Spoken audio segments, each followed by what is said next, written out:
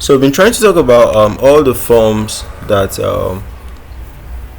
you could possibly see in gynecology. So we spoke about the antenatal card. We spoke about so many forms, confidentiality, and all of that. So the next form which we'll be talking about is a consent form. So consent form is like, okay, you want to do something to a patient, so you want the patient to approve first. So approval is not verbally only, because issues could come up later on in life which you need a proof to show that, okay, this patient actually accepted, gave consent of this.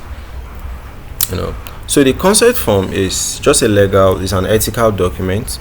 It ensures that what the patient voluntarily agrees to what you wanted to do to them, to a specific medical procedure, all right, after you fully inform this patient. So they are writing their name, somebody could be there, somebody could serve as what, a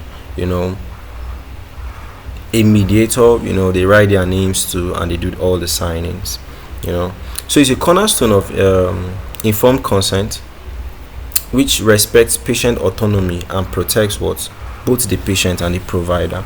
So later on, when complications come up, there's no risks to the provider because the patient actually gave a go to it.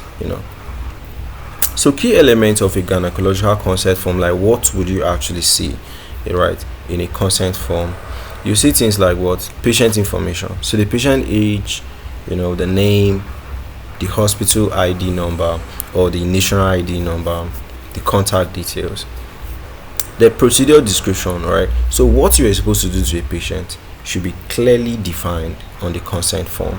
Risks and complications. So all the risks that you told the patient about, that the patient duly still accepted, should be included. Benefits should be there. Alternatives should be there. Voluntary agreement. So the patient actually accepted this, should be there. Then signatures. Right? So why is it crucial?